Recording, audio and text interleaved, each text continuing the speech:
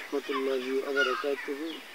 দেশ ও প্রবাসের মুমিন মুত্তাকি পরহেজগার ইমানদার মুসলমান ভাই বোনেরা, আমরা আমাদের ইউটিউব চ্যানেল নাদিয়াতুন নূর ইউটিউব চ্যানেল থেকে আমরা বলতেছি, সকলকে ধন্যবাদ। আজকে আমাদের টপিক আলোচনা হয়েছে, আমরা যারা মুতাব্বিরি করি, কবিরাজি করি, চিকিৎসা করি, জিনের চিকিৎসা বিশেষ করে যারা আমরা করি, একটা জিনকে কোরআনের শক্তিতে আল্লাহ পাকের মেহরবানিতে জবাই করে দেওয়া যায়, এটা বিষয় কিছু না। একটা জিনকে 10টা জিনকে 5টা জিনকে হত্যা করা যায়, মারা যায়।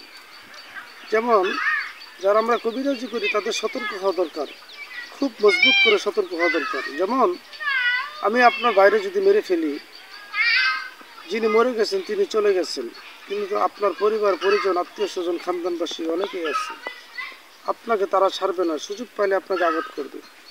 আর জিন জাতি হয়েছে আগুনের তৈরি, এদের রাগ বেশি, এদের জিদ বেশি, এরা খুব দুষ্ট প্রকৃতির হয়। আমরা মানুষের ভিতরে যেরকম ইমানদার মুসলমানের সংখ্যা কম, বেঈমানের সংখ্যাই বেশি।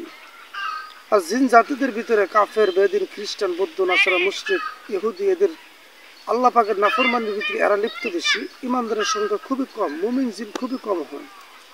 তার জন্য আমরা যদি নিজেকে গর্ব দেখানোর জন্য, অহংকার দেখানোর জন্য, নিজেকে বরত্ব প্রকাশ করার জন্য একটা রোগী আসলো, একটা জিনকে জবাই করে দিলাম, একটা জিনকে খাঁচায় আটকায় দিলাম, মেরে ফেললাম, যদিও আপনি সমাজের মুখে একটু বড় হতে পারলেন, পরবর্তীতে আপনাদের কি হতে পারে এই চিন্তা ফিকির করতে হবে। যেমন ওই এক ইতিহাস শুনছিলাম, এক কবিরাজ এক জিন মেরে ফেলাইছিল।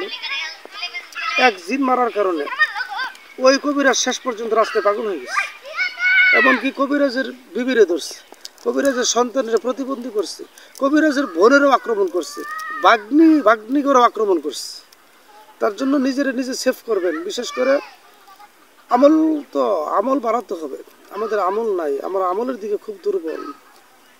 আমি বলবো, যারা কোরআনের মাধ্যমে চিকিৎসা করে, মুতাব্বিরি কবিরাজি করে, তারা যদি আমল করত, সারা কোরআন শরীফ তেলাওয়াত করে ফু দেওয়া লাগতো না, শুধু বিসমিল্লাহ করে ফু দিলে যেটা নিয়ত করে ফু দেবে ওটাই হয়ে যাবে ইনশাল্লাহ। কবিরাজি করার, জিনের চিকিৎসা করার আগে আমাদের শর্ত হয়েছে আমাদের জবান পবিত্র রাখা, বেশি বেশি ইস্তিগফারের আমল করা, দরুদের আমল করা, পারলে গভীর রাত্রে ওঠা, বেশি বেশি আমল করা চাই। কারণ আপনার ছেলে মেয়ে, বউ বাচ্চা, ভাই বোন, পরিবার পরিজনের চিন্তা ফিকির করা। আপনি জিন জবাই করে দিলেন, জিন মেরে দিলেন, ওদের চিন্তা আপনি করবেন না, ওদের সেফ আপনি নিতে পারবেন না। আপনি এখানে আছেন, আপনার ডিস্ট্রিক্ট থেকে অন্য ডিস্ট্রিক্টে আপনি চলে গেলেন 1 সপ্তাহের জন্য, আপনার পরিবার পরিজন কি করতেছে, জিন এদেরকে আক্রান্ত করলো কিনা, ক্ষতি করলো কিনা, এই চিন্তা ফিকির আপনার মাথায় থাকতে হবে। চিন্তা করে আপনি আগাইতে পারবেন না, বরং আপনার আমল যত বাড়বে, ওখান থেকে পৃথিবীর যে প্রান্তেই আপনি থাকুন না কেন, ওখান থেকে আঙ্গুল ঘুরায় আপনি আপনার পরিবারের পরিজনের ছেলে মেয়ে, বউ বাচ্চা, বাড়ি ঘর, সকলের শরীর যেন আপনি মজবুত করে বন্ধ করে দিতে পারেন। আর আপনার ইমানি শক্তি এত পরিমাণ আগায় থাকতে হবে যে আল্লাহর কোরআন যদি এখান থেকে পাঠ করি, আল্লাহর আরশ খুশি হয়ে যায়। কোরআন পাঠ করলে কবরে নূর সব পৌঁছে যায়, কবর আযাব বন্ধ হয়ে যায়। তাহলে আপনার কোরআন আপনি এখান থেকে অন্য ডিস্ট্রিক্টে পয়সা পাঠ করতেছেন, আমল করতেছেন, আপনার পরিবার পরিজন ছেলে মেয়ের শরীর বন্ধ হবে না, হইল কি না, এরকম মনের দুঃখানে খুদারি যদি থাকে, কিয়ামতের আগে আপনি কামিয়াব হতে পারবেন না। আপনার এক বাক্যে এক আল্লাহর উপরে ভরসা রাখতে হবে।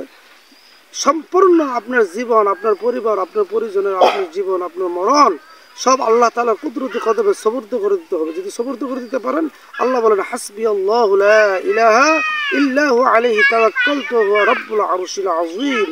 তুমি আমার উপর ভরসা করছো, আমার উপর তাওয়াক্কুল করছো বান্দা, আমি তোমার সৃষ্টি করেছি, যাও, তোমার কোনো ক্ষতি হবে না, দুনিয়া খালে না, জাহান্নাম থেকে বাঁচায় জান্নাত তোমার আমিই দিয়ে দেবো। সুবহানাল্লাহ। তার জন্য বেশি বেশি আমল করা চাই, আমল করা চাই। আমি আমল দিব ইনশাআল্লাহ, আল্লাহ যদি বাঁচায় রাখে। সকলকে ধন্যবাদ।